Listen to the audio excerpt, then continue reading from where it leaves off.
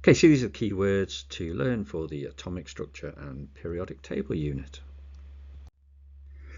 The elements in group 1 on the periodic table. So you've got the group 1, right? So that's approximately what it looks like. So group 1 is there. They are the alkali metals.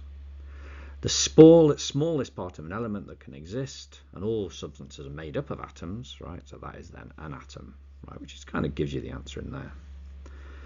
Positively charged object composed of protons and neutrons at the center of every atom with one or more electrons orbiting it, the atomic nucleus. So the bit in the middle, so you've got the electrons around the outside and you've got the atomic nucleus in the middle. The number of protons in the nucleus, atomic number. So if you've got, let's say, lithium, is it 7,3, right? That is then the number of protons, atomic number.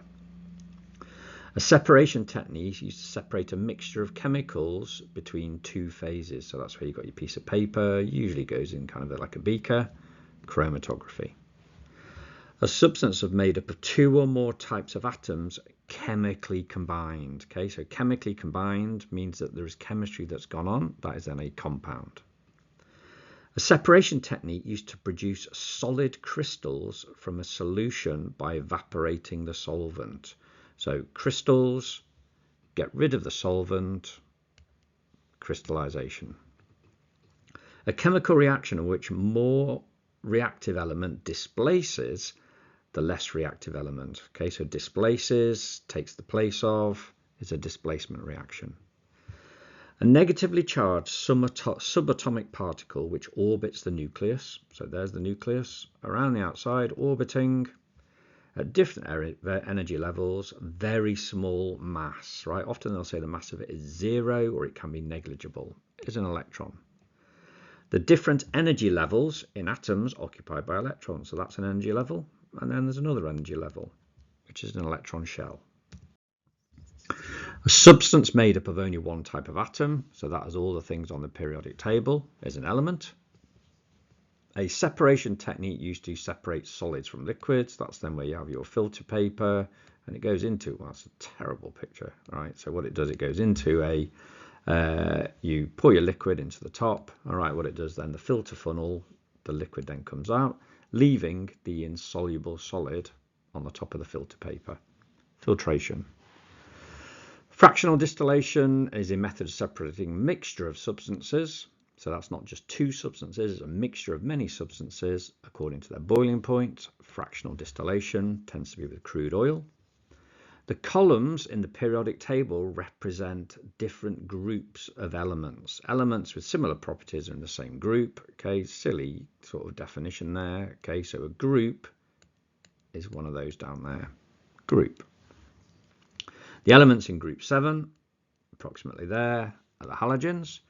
An atom or molecule with an electron charge due to the loss or gain of electrons. So if you've got K and it becomes a plus, that is then an ion.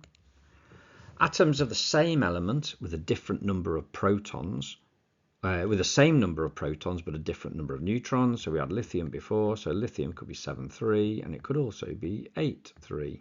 All right, they are then isotopes. The total number of protons and neutrons in the nucleus is the number at the top, the mass number. Elements that react to form positive ions found on the left and towards the bottom of the periodic table. Okay, so that's where you've got your zigzaggy line that goes through, and they are all the metals. A mixture consists of two or more elements or compounds not chemically combined together, is a mixture. Neutral subatomic particle present in the nucleus, a neutron. Elements in group 0. Okay, so we've got the periodic table again like that. Okay, that column there is group 0, the noble gases. Elements that react to form negative found to the right and top. So there's the periodic table again, keep drawing this out.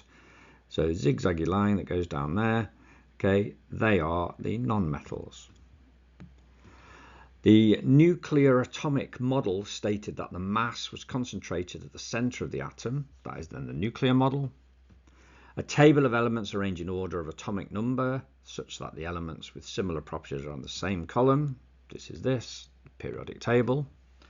An atomic model devised after the discovery of the electron. The model suggests the atom of a ball of positive. So there's a ball of positive with negative electrons in it. That's the plum pudding. Sometimes it looks like a bit like a chocolate chip cookie.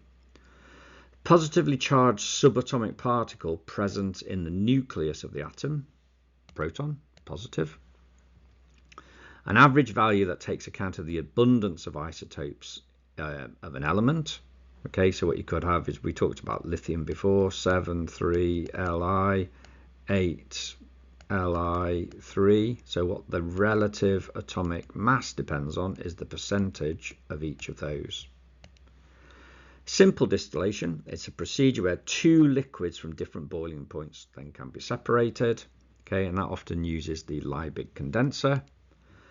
A collection of metallic elements in the middle of the periodic table. So again, drawing the periodic table like that. Okay, that group there, right in the middle, are the transition metals. Right, now what you've got to do is, on the next slide, you need to pause the video and then you need to write down a keyword onto a piece of paper.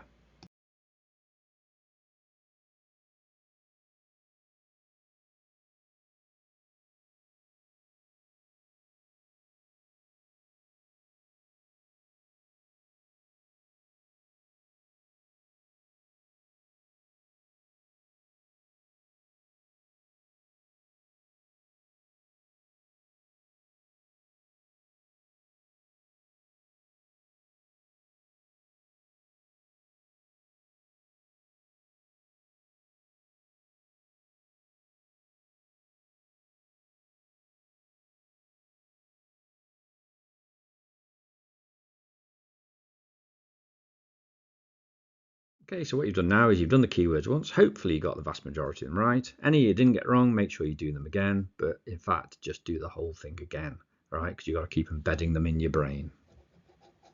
What you do is to embed it in.